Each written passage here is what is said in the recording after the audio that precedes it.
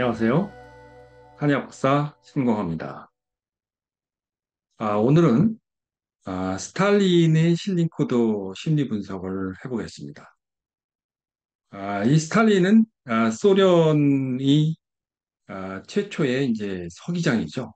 어, 이 소련이 이 시작되면서 아주 반석 위에 올려놨던 그런 이제 지도자인데, 이 스탈린의 실링코드 심리 분석이 왜 중요하냐 하면은 그 시절 2차 세계대전에서 아주 쟁쟁한 그런 지도자들 틈바구니에서 러시아가 어떻게 보면은 이 상당히 낙후된 나라거든요. 그 낙후된 나라를 소련이라는 어, 역사상으로 보게 되면 이제 이 미국 다음에 거대한 제국을 만드는 그러한 이 아주 그 중요한 역할을 했던 지도자로 이제 인식이 됩니다.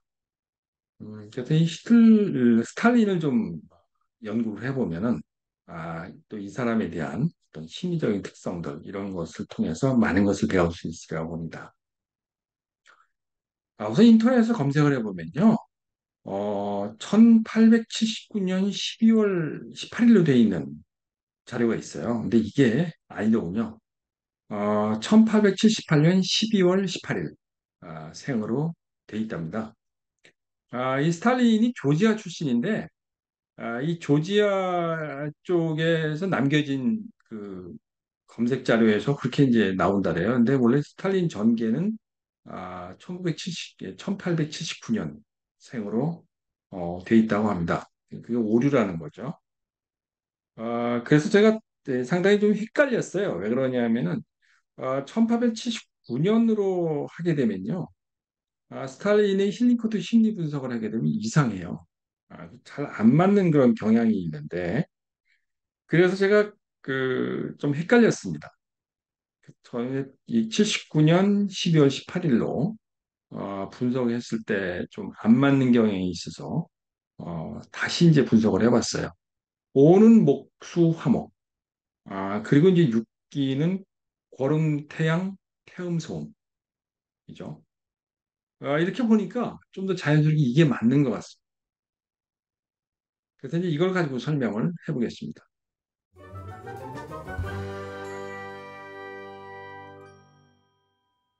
우선 그 스탈린의 그 적극적인 성질, 좀 공격적인 성질의 특성은 그 출생 객기인 거름에 있죠.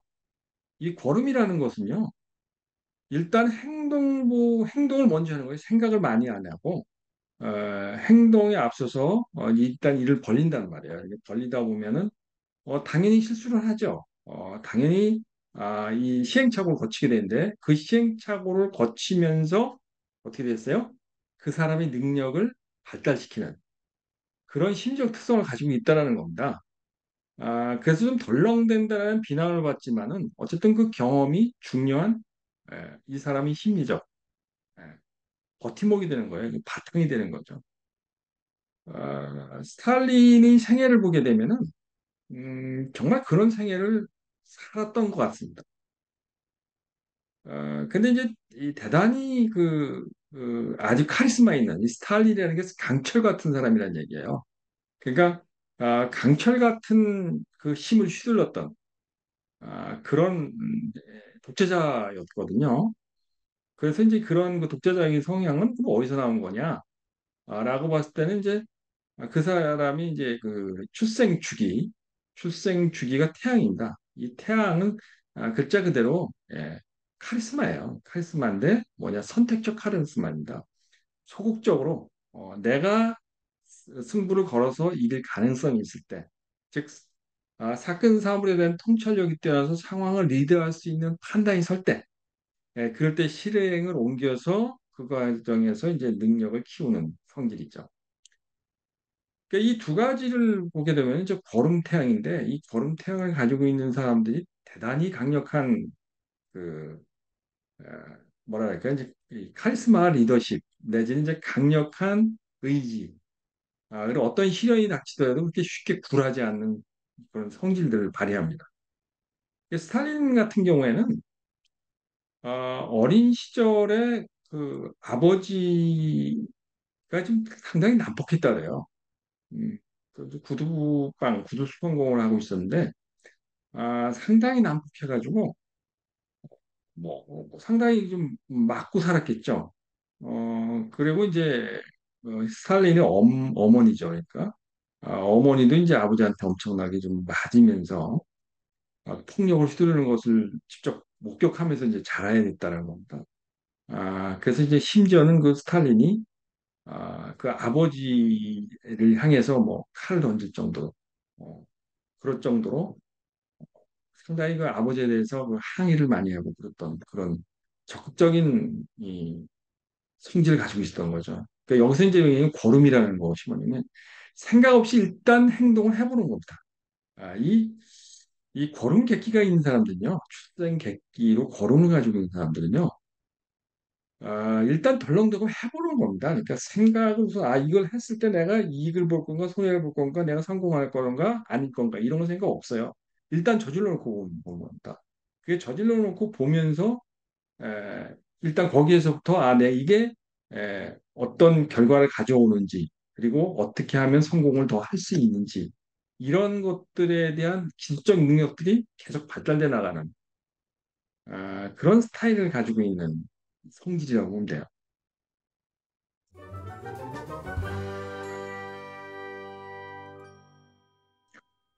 스탈린의 경우에는 그 어린 시절을 그렇게 불우하게 보냈는데, 근데 이제 어머니가 상당히 그 종교적인 그 독실한 그리스 종교 쪽에 에, 그 신자였나 봐요. 그래가지고 그쪽 그 학교 성적이라든가 이런 것들이 상당히 좋아가지고 신학대학을 가게 됐다는 겁니다. 그것도 이제 우수한 성적을 가게 됐는데 가가지고 사실 공부를 잘 안 했다래요. 왜 하냐면은 역시 이제 그 스탈린이 좋아하는 성향들이 있는 겁니다. 이제 그런 이유 때문에 공부를 안 하고 뭔가 이렇게 이념 서적들 이런 것에 이제 심취하는데 그 당시에는 이제 뭐 마르크스 레닌주의라는 게 마르크스의 공산주의죠. 이런 것의 서적을 탐독하면서 어떻게 보면 신학 공부를 해야 되는데 엉뚱한 쪽으로 빠져들었다는 얘기를 합니다. 근데 이제 이 사람이 그럼 성격은 어떠냐라는 것을 한번 볼 필요성이 있어요. 이 사람은 이제 목수죠. 출생 계군이 목이에요. 이게 이제 적극적인 성격이 뭐냐 이거죠. 좀 부족하고 약한 사람들에 대한 배려심을 발휘하고 성과에 집착해 분발하고, 그리고 열정적인 성격이다라고 봅니다. 그러니까 사실은 이제 이게 이제 중요한 거예요. 그냥 가족이라든가 이런 것이 스탈린이 좀 있었던 것 같아요. 어렸을 때는 특히. 그래서 특히 그 좀 약한 사람들을 보호하려고. 그래서 아버지가 엄마한테 강력한 폭력을 가할 때 그때 엄마의 편에서 설 수 있는 그런 마인드. 이제 이런 것들이 이제 스탈린의 성격이라고 볼 수 있을 겁니다. 그리고 이제 그런 것에 대해서 상당히 분노하는 이제 성격을 가지고 있다라는 거고요. 그리고 이제 그 소극적인 성격으로 오게 되면은 수를 가지고 있습니다. 그러니까 이제 출생 주운이 수예요. 이게 제가 누누이 설명해주면 수가 있는 사람들요, 수운이 있는 사람들은요, 대단히 지혜로운 사람입니다. 그러니까 이 상황에 따라서 임기응변에 능한 사람이에요. 손해보지 않는 사람이 되기 위해서 근심 걱정을 감내하고 상대방을 제압하려는 수단을 꾀하는 성격. 스탈린이 이런 성격을 잘 발휘한 사람입니다. 이 쉽게 얘기를 하면은 스탈린은 그 일단 신학대학에서 어떻게 보면은 이제 퇴학을 당한 거죠. 제대로 졸업을 못했습니다. 그 대신 이제 뭐냐면 나 자신은 종교가가 되지 않고 혁명가가 되겠다라는 꿈을 키우고요. 그래서 실제적으로 이제 볼세비키 혁명들, 그러니까 제조형 러시아 때 이 상당히 요주 인물이 되어버리는 겁니다. 그러니까 아, 상당히 그 많은 뭐 우리가 보통 얘기하는 테러와 같은 일들을 많이 벌죠. 은행 강도 역할 이런 것들을 통해서 어떤 혁명을 하려면 자금이 필요하잖아요. 돈이 필요한데 돈을 구하기 위해 가지고 은행을 터는 일이라든가 이런 것을 서슴지 않았다는. 그러니까 뭐 우리가 보통 얘기하는 칼든 강도와 같은 그 상당히 그 난폭한 그 어떻게 보면 마피아와 같은 그런 집단을 이제 쉽게 말하면 이제 이 지도하는 이 리드하는 그런 역할에 섰다는 겁니다.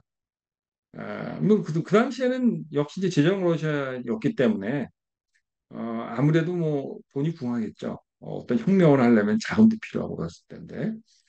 근데 어쨌든 이 대단히 적극적으로 이 자신의 이 역량을 발휘하는데 그러는데 서슴지 않은 음, 그런 역할인 겁니다. 그러니까 사실 이제 선악의 구분, 도덕적인 어떤 관점에서 보면요, 어떻게 보면은 그렇죠. 이제 전혀 도덕적이지 않은 이제 사람이죠. 그런 이제 지도자였다고 볼 수 있습니다. 어쨌든 강력하게 어떤 정적을 제거하고 정적을 숙청하고 이런 그 스탈린의 생애를 봤을 때 보면은 확실히 좀 그런 측면이 있습니다.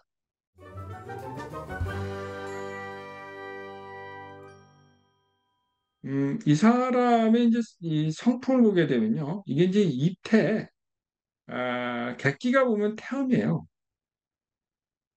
이태 객기가 태음인데 이게 뭐 어떻게 되는 거냐면 힘든 상황에 처할수록 문제 요원에 집착하고 논리적이고 합리적인 결론을 도출하는 이 태음이라는 거는요. 사실 어떤 이론에 집착하는 경향이 있습니다. 근데 이 스탈린이 아마 이런 관점에서 보게 되면요. 논리적인 어떤 사고방식, 어떤 논리, 자기 논리를 잘 만들어내고 그것을 통해 가지고 주변 사람들을 이끌어내고 그리고 리드해 나가는 그런 수단으로 어떤 논리적인 수단을 활용했을 겁니다. 그리고 특히 공산주의 이론들이라든가 이런 것들을 잘 활용하고 그리고 그걸 이용했던 사람이죠. 그게 이제 여기서 나오는 겁니다. 그러니까 태음이라는 이 객기를 가지고 있는 사람들은 특히 이제 이태에서 태음을 가지고 있는 사람들은요. 하여튼 모든 것을 논리적으로 풀어나가고 논리적으로 설명합니다. 논리적으로 설득해 나가고요. 그래서 상대방으로 하여금 자기 논리에 빠져들게 하고 그래서 리드해버려요. 근데 이 파워가 엄청나게 큰 겁니다. 그러니까 이제 스탈린의 경우에는 사실 어떻게 보면은 레닌의 휘하에 있던 사람이거든요. 레닌이 추종자죠. 그래서 레닌이 이제 뭐 핀란드라든가 이런 쪽으로 망명하고 그랬을 때 제정 러시아 시절이었으니까 그럴 때 스탈린이 뒤에서 열심히 서포팅 해주면서 다시 이 러시아의 정계를 복귀하게 하는 그런 역할까지 했었던 아, 사람이니까 그런 능력을 어디서 발휘하느냐 이태의 객기 이제 태음의 기운이 그런 것을 끈질기게 해낼 수 있도록 만들어졌다고 봅니다. 아, 거기에다가 이 사람이 한 가지 더 있는 게 뭐냐면은 그 입태 개군이 토예요. 아니 입태 개군이 화예요. 이 화라는 것은요 절대 자기의 자리를 남에게 넘겨주지 않는 그러니까 자기의 에, 위치에서 절대로 남한테 뭔가를 대신해주지 않는 그런 역할을 합니다. 그러면서 이제 이 자기 주도의 하에서 어떻게 했어요? 아, 그 정적들을 제거해 나가고 자기와 맞지 않는 것들 존재들을 정복해 나가는 시국이라는 건 그런 겁니다. 그래서 그런 것에서 주도를 해 나가고요. 그리고 근심 걱정을 없애면서 어떻게 됐어요? 근심 걱정거리가 없애 나가는 방법을 강구해 나가는 그런 스타일이라고 보면 됩니다. 실질적으로 스탈린은요, 레닌이 이제 죽기 전에 어, 스탈린이 그 일하는 스타일을 보면서 상당히 이 스탈린이라는 사람은 절대로 높은 위치에 올려주지 말아라. 이런 식의 유언을 했다래요. 근데 그것을 스탈린은 정말 주도면밀하게 감추고 그리고 철저하게 이제 자기 합리화를 시키고요. 그러면서 정적들은 철저하게 탄압하고 숙청해 나가는 작업들을 합니다. 그런 게 뭐냐 이거죠. 어, 이 개군을 가지고 있는 입태 이 화개군을 가지고 있는 사람들은 자기 계곡, 자기 지, 자기 위치에 대한 집착이 엄청나게 강합니다. 그래서 그것에 도전하는 자는 절대로 가만 놔두지 않죠. 쉽게 말해 잡아먹습니다. 예. 이제 그와 같은 것을 하면서 그러면서 자기가 추진하고자 하는 일들에 대한 그런 근심 걱정거리들을 철저하게 없애버리려고 하는 작업들 하죠. 실제적으로 스탈린은 제정 러시아의 시대만 하더라도 보면 대 농경 국가였거든요, 러시아는. 근데 그거를 공산주의 혁명을 하면서 철저하게 부강한 국가, 쉽게 얘기해서 공화국가로 탈바꿈시키기 위한 경제 개혁을 합니다. 근데 경제 개혁을 하면서 사실 안 해봤잖아요, 그죠? 안 해봤으면 이것저것 제국을 해야 되는데 일단 덜컥 저질러 봅니다. 왜? 출생 객기가 고름이잖아요. 생각 없이 일단 일은 저질러 놓고 그런 거. 예. 그러니까 그럴 정도로 이제 무식한 추진력을 가지고 있죠. 어, 이 도로 하나 닦을 때도 이 지도에다가 이 선을 그어놓고 자르고 긋는다랍니다. 자르고 놓고 똑바로 그 도로를 내라. 뭐 이런 식으로 할 정도의 어떤 그 무지막지한 아무 계획 같은 것도 별로 없이 일단 일은 저질러 놓고 그런 스타일로 일을 하고요. 그래서 정적들을 제거하는 데 있어 스탈린의 실정 중에 하나가 뭐냐면은 2차 세계 대전이 일어나기 전에 1938년 정도에 됐을 때 군부를 수청합니다. 그러니까 이 소련 군부의 장성들이 있는데 뭐 간첩 혐의라든가 뭐 이런 것들 뭐 이런 거 해가지고 속썩이니까 싹 수청해 버려가지고 그래서 뭐 시베리아로 보낸다든가 뭐 이런 식으로 해가지고 완전 정적 제거를 하는데 이게 사실 큰 문제가 되죠. 족쇄가 됩니다. 왜냐하면은 2차 세계대전이 벌어졌단 말이에요. 스탈린이 방어를 해야 되는 입장이 돼버린 거예요. 히틀러가 아, 그 모스크바를 향해서 진군을 하는데 이걸 막아야 될 거 아닙니까? 강력한 군사력을 동원해가지고 침공을 해왔는데 이것을 막기 위해 가지고 스탈린은 엄청나게 많은 이제 그 군대를 이제 동원하게 되는데 근데 문제는 뭐냐면은 지휘해야 할 지휘관들이 질이 떨어지는 거죠. 어, 그럼에도 불구하고 끊임없이 이제 뭐 여러 가지 수단을 동원하죠. 그래가지고 문제를 해결해 나가긴 합니다. 어떤 스탈린은 일을 하는데 그런 스타일을 했던 거예요. 그런 심리적인 이유가 그런 스타일을 만든 것 같아요. 어쨌든 이 사람은 어떤 힘든 상황에 처했을 때일수록 자기 지위, 자기 위치 이런 것을 지키기 위해서 정적을 정말 과감하게 수척해 나가고요. 거의 성공했던 것이죠. 그래서 이제 2차 세계대전을 사실 이제 연합국의 한 국가로 자리 잡으면서 소련이 그렇게 역할은 크게 하지 않았음에도 불구하고 파일을 많이 가져가는 전리품을 많이 챙기는 그런 일들을 하게 됩니다.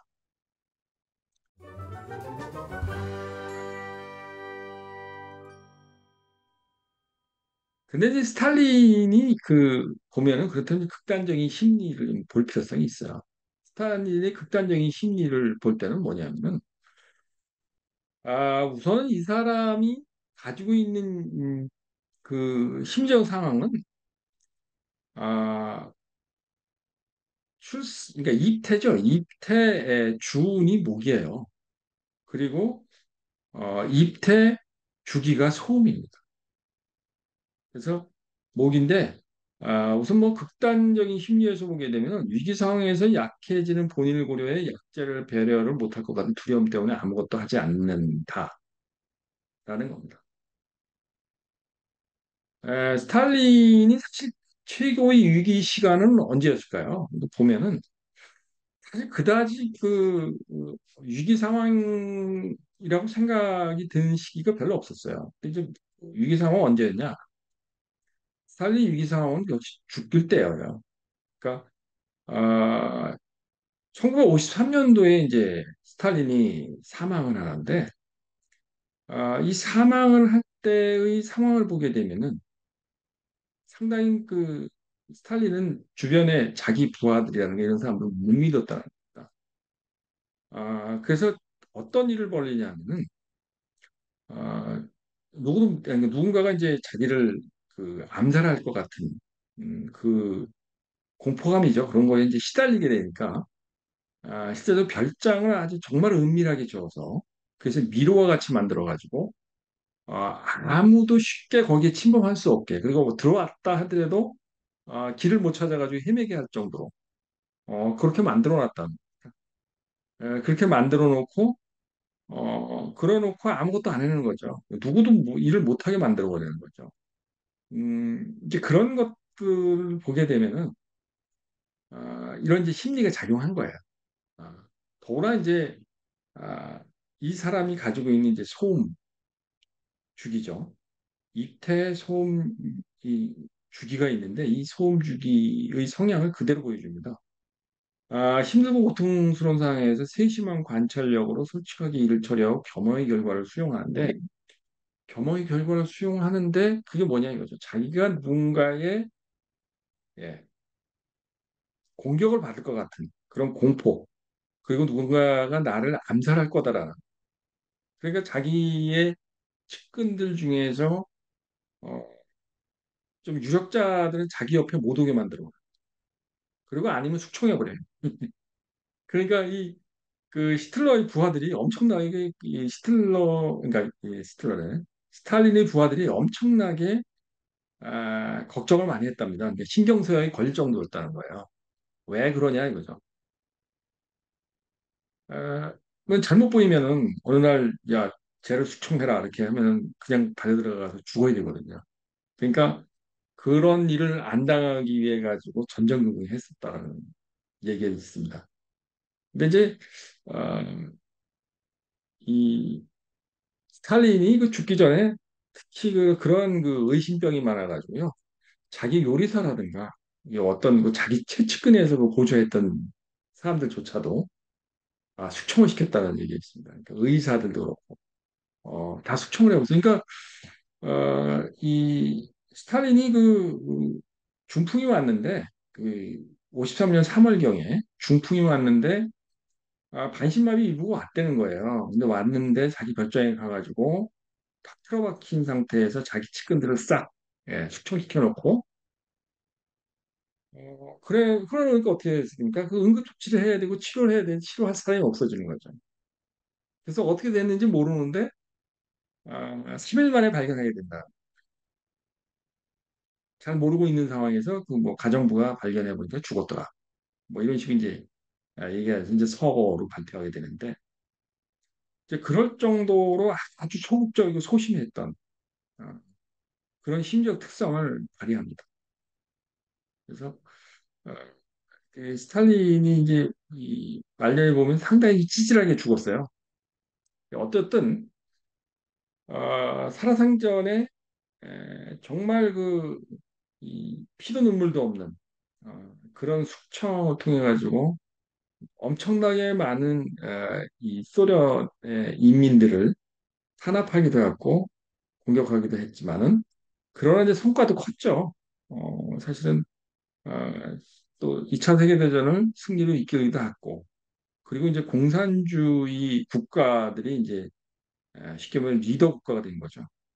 그렇게 해서 이제 각 나라들에게 원조도 하고 또 전쟁도 일으키고 그리고 이제 뭐 그런 것들을 이 뒤에서 이제 배후 조종하는 그런 역할을 했는데 어쨌든 2차 세계대전이 끝났을 때 소련은 사실 연합국 중에서 가장 약한 뭐 가장 약하지는 않았죠. 물론 뭐 중국 같은 경우 더 약하긴 했지만 약한 국가에 속했죠.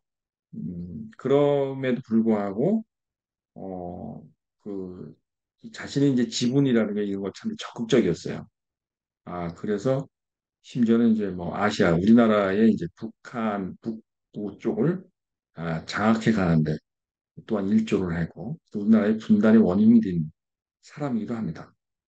그래서 그런 측면에서 이제 이 스탈린의 생애를 통해 가지고 이 사람의 심리적인 성향들 이런 것을 좀 이해해 보는 시간을 가져봤습니다.